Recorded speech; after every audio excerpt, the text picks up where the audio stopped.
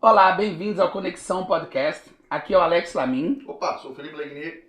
E esse é um podcast da comunidade brasileira. Vamos falar sobre brasileiras de sucesso aqui nos Estados Unidos. E hoje a gente está aqui com a Flávia Leal.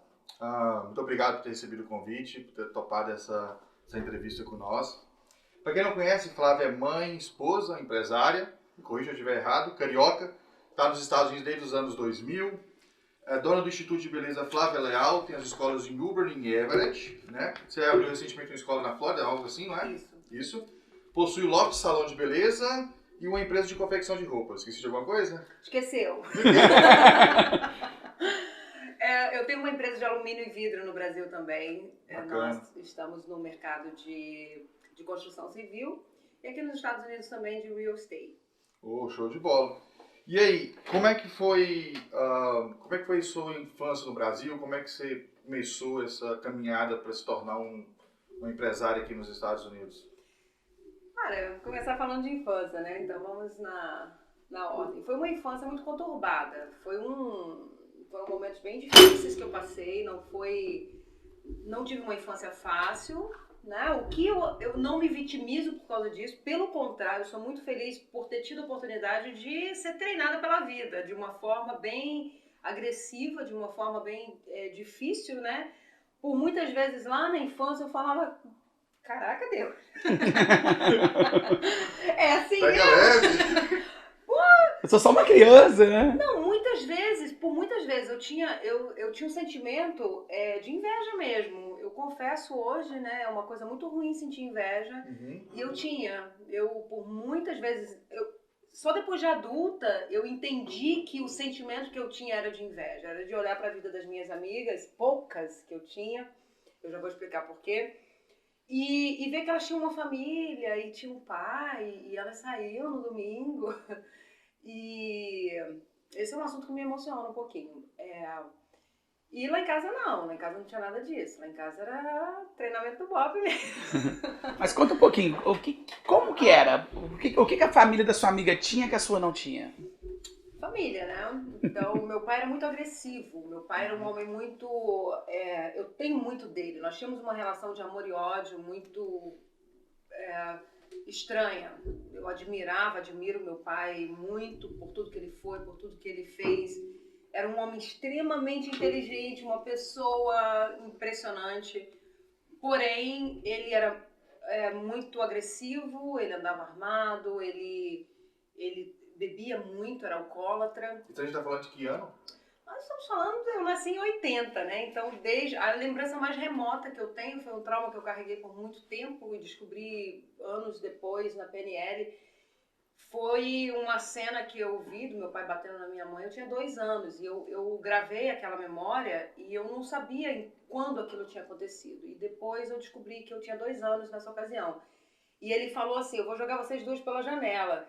Então aquela frase ficou ecoando no meu pensamento por muitos anos. Então foi uma vida inteira. A minha mãe engravidou do meu pai, e ali começaram os problemas e foi uma vida inteira até eu sair do Brasil com 19 anos e vir para os Estados Unidos na intenção de tirar minha mãe e minha irmã daquela situação, que sempre foi o meu goal na vida, era tirar elas dali.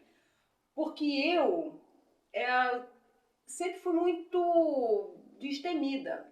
Eu enfrentava o meu pai, por muitas vezes enfrentei ele defendendo a minha mãe, e eu era muito destemida. Então eu não temia por mim, porque se eu morresse, se eu sobrevivesse, pra mim não fazia muita diferença. Eu sempre fui assim, eu sempre enfrentei ele, eu sempre tentei resolver a situação. Fui pra faculdade muito cedo, enfim. E o meu medo era do que ele poderia fazer com elas, principalmente com a minha mãe, porque ele era o meu ponto fraco. Uhum. Então, o meu planejamento todo foi feito em torno disso. Desde muito pequena, muito criança, eu via o tratamento do meu pai com a minha mãe, com a minha mãe, e eu falava assim, se um dia um homem colocar o dedo na minha cara, fica sem dedo. Se um dia um homem fizer isso comigo, ele vai ficar sem mão. Então eu cresci, né? Eu tinha um temperamento, tenho ainda, né, trabalho muito nisso, mas um temperamento bem agressivo, bem, né, um pouco contraditório com essa Flávia Leal, que chamam de plena. É até uma piada interna, que eu tô sempre plena. As coisas acontecem, né? Eu aprendi com a vida a ter uma inteligência emocional bem afiada, porque eu tinha um temperamento complicado. Então, eu cresci vendo aquilo e eu falava, não, comigo isso não vai acontecer. E comecei a enfrentar o meu pai com 8 anos. E aí a situação ficou bem complicada, mais ainda. Porque ele chegava bêbado, eu não conseguia dormir. Eu tinha que acordar cedo para ir para a escola. E eu pensava comigo, ele não vai encostar na minha mãe, eu não vou deixar. Então, qualquer barulhinho eu acordava e minha mãe não conseguia dormir, né? Porque ela ficava com medo de como ele chegaria, a gente nunca sabia. E 3, 4 vezes por semana era uma confusão feia, ele batia nela, ele chegava bêbado, ele tinha mulheres fora. E minha mãe sofria muito, e eu via aquela situação e falava, mãe, eu vou te tirar dessa situação. E minha mãe falava pra mim assim, filha, pra ter um destino diferente você tem que estudar. Só é alguém na vida quem estuda. Então o estudo pra mim era a porta de saída. E eu sempre gostei muito da área da educação, sempre quis muito estudar, quis mudar, transformar a história de quem viesse depois de mim. Eu não queria aquela situação para quem... Eu não desejava aquilo para ninguém. Então eu crescia vendo assim, poxa, fulano, caraca, assim, domingo, o povo vendo Faustão em casa, maior paz, lá em casa é panela voando. Era essa a tal inveja que você não entendia o que era que você sentia, sim. né? Então eu ficava assim, poxa, eu queria ter aquilo ali, né? Era um sentimento bem doído, é um sentimento que não é legal de sentir, não. E aí comecei a querer fazer algo, né? Eu queria trabalhar de qualquer maneira. Com 11 anos já comecei a vender calcinha, vender lingerie, vendia manga. Meu pai comprava umas caixas de manga. E eu colocava os caixotinhos. Já tinha aquele espírito empreendedor desde criança, né? Então... Tinha. Eu puxei isso do meu pai, né? Eu sou muito parecida com ele em muita coisa. E, infelizmente, o meu pai ele não conheceu a Deus, né? Ele não seguiu o lado do bem. É o que eu costumo dizer para as pessoas. Todo mundo tem uma capacidade de vencer, de ir em busca dos sonhos, dos ideais.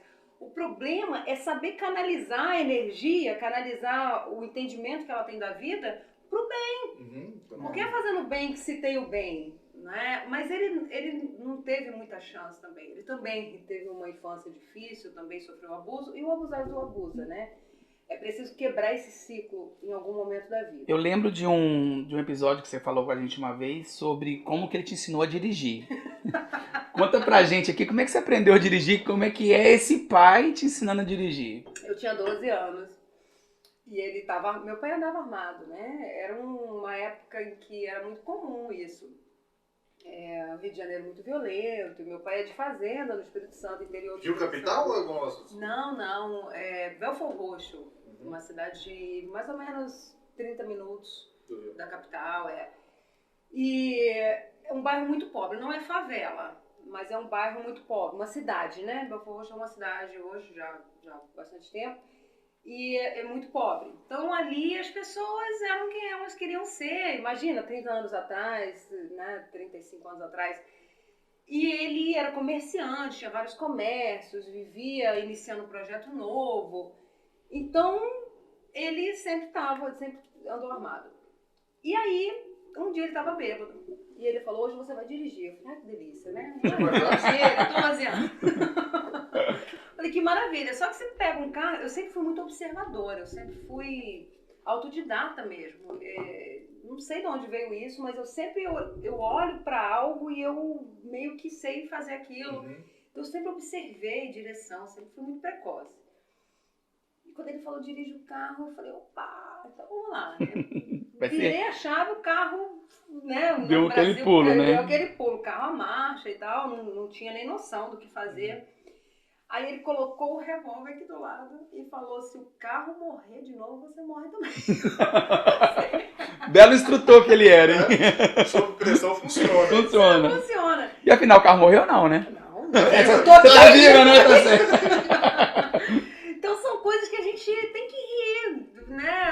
Serviu de aprendizado, né? Isso tudo que você passou. Mas o que acontece com as pessoas que não têm sucesso? Eu vejo muito isso. As pessoas pegam esse momento, tá? Elas registram aquilo como sendo o motivo do fracasso delas para sempre, usam como desculpa e não lutam. Mas eu passei por essa situação, você não sabe o que é isso. É claro, né? A gente não pode banalizar ou aumentar ou diminuir o sofrimento. Cada um sabe da própria dor, lógico. Mas essas coisas eu lembro como se fossem cicatriz. Eu tenho uma cicatriz aqui, né? Virou um queloide. Isso aqui não dói. Virou uma cicatriz. No momento que aconteceu, né? No momento em que eu caí, eu machuquei essa região aqui, eu bati no punho de uma bicicleta, eu tinha 10 anos. Doeu muito, fez um machucado, ficou uma ferida aberta, depois cicatrizou, doeu por bastante tempo, doeu muito na hora, doeu por um tempo, cicatrizou. Hoje tá aqui só para me lembrar do tombo. Não dói mais, eu encosto nela, não dói. E aí, depois desses acontecimentos todos no Brasil, dessa vida difícil, você decidiu vir para os Estados Unidos? Não foi assim não, né? Então, eu comecei a trabalhar muito cedo, né? Uhum. Só concluindo a questão da cicatriz. Os traumas são assim, a gente lembra, a gente sabe que aconteceu, sabe que doeu muito, mas eles só estão ali pra gente lembrar.